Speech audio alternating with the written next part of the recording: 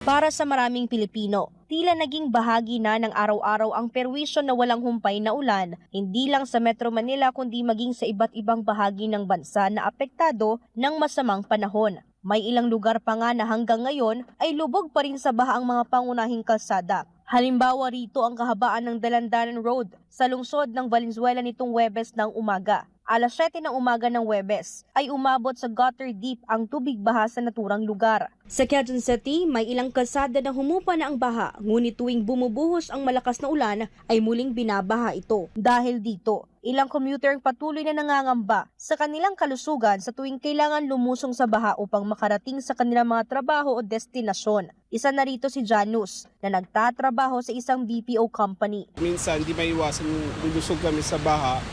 So sometimes talagang pumapasok sa loob ng shoes namin yung mga tubig.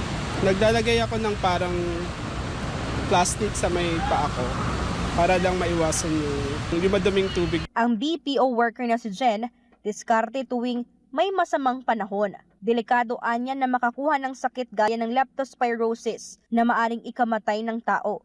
Struggle talaga sa mga tao. Since ako, malayo talaga yung work ko. From Ortigas to Ortigas pa, from Caloocan. I'll make sure nagtitig ako ng mga vitamins. Siyempre ulan, yun, di maiwasan. Para naman sa estudyanteng si Eric, dapat tugunan ng pamahalaan ang matinding pagbaha sa bansa. Nauna nang iginiit ng gobyerno na libo-libong flood control projects nang umano'y natapos. Ngunit marami ang nagsasabing hindi ito ramdam sa araw-araw na sitwasyon sa lansangan. Kaya panawagan ni Eric. Not just in Metro Manila but in our entire country po, no.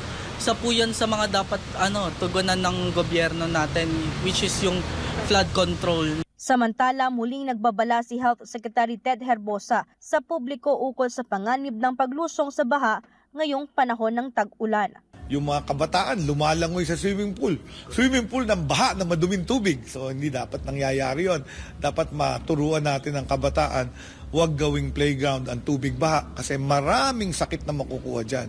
Ganon din yung mga kababayan natin na pumapasok sa trabaho at umuwi. Pag napalusong sa baha, pwede rin sila magkaroon ng mga sakit, leptospirosis. Para sa Diyos at sa Pilipinas kung mahal, ito si Sheena Torno, SMNI News.